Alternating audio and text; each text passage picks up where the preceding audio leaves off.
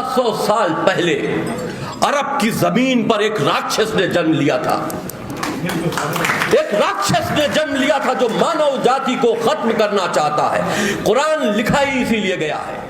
ये जो कह रहे हैं यही सच है और इसके अलावा कुछ भी सच नहीं है। अध्ययन करने के बाद मैं ये समझ चुका था ये जो कुरान अल्लाह की किताब कहा जाता है ये अल्लाह की किताब नहीं है। तो मैंने उसमें से सिर्फ वो आयतें निकाली जिनको 26 आयतें कहा जाता है, वो आयतें उनमें से चिन्हित की जिसमें काफिरों को मारने की और मार देने की और उनके हक छीनने की, बंटवारे की बात की गई थी। ये 26 आयतें वो हैं।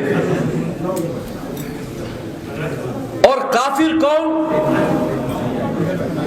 जो अल्लाह को अल्लाह न माने, जो मोहम्मद को अल्लाह का रसूल न माने, जो अल्लाह की आयतों से इनकार करे उसको काफिर कहते हैं। यानी कि सनातन धर्म के मानने वाले मुसलमानों की निगाहों में काफिर है, काफिर है। और कुरान के अंदर संघर्ष आपसे ही लिखा है, आपसे ही संघर्ष लिखा है, क्योंकि सनातन धर्म को मिटाकर अरब की सरजमीन पर इस्लाम पनपा है। सनातन धर्म, आप एक बात मान लीजिए, किसी भी धर्म में जैसे भी पूजा पाठ होता हो उसके लिए कोई बात कुरान में नहीं है, लेकिन मूर्ति पूजा को हराम करार देते हुए उनका कत्ल कर देना, मूर्तियों को तोड़ देना कुरान में लिखा है। तो ये इस बात से आपको ये अंदाजा लगाना होगा कि सिर्फ और सिर्फ अगर इस्लाम सबसे बड़ा दुश्मन है तो वो आपका है। पूरी दुनिया में 1400 साल पहले आया हुआ मजहब, धर्म कैसे दूसरी आबादी हो गया? कभी आपने विचार किया?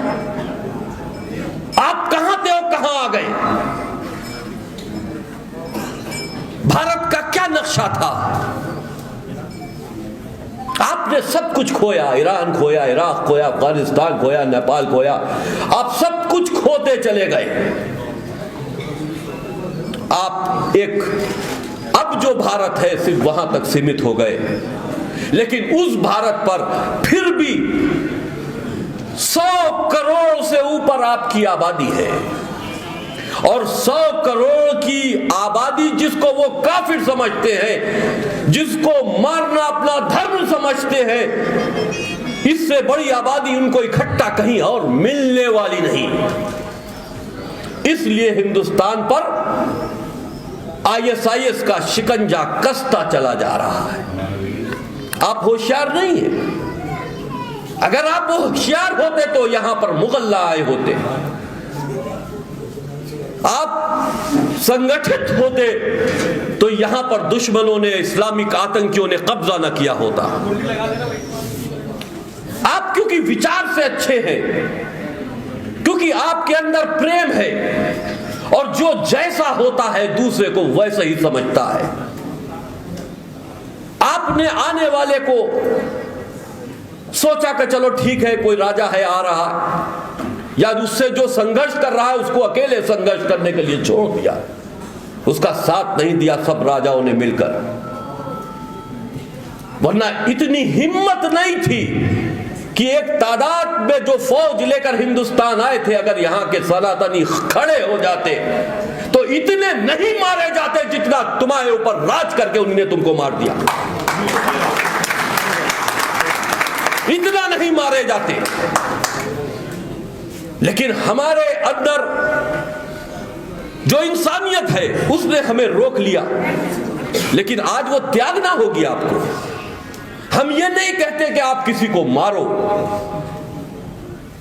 लेकिन जो दरिंदे आपकी हत्या करना चाहते हैं, आपके परिवार को जलाना चाहते हैं, उनसे सुरक्षित रहना और उनको समझना आपका कर्तव्य है, फर्ज है। आप मारने मत जाइए, लेकिन कोई अगर आपको मारने आता है, आपका घर जलाने आता है, तो आप उसको जाने भी मत दीजिए। यह हिम्मत होनी चाहिए आपकी।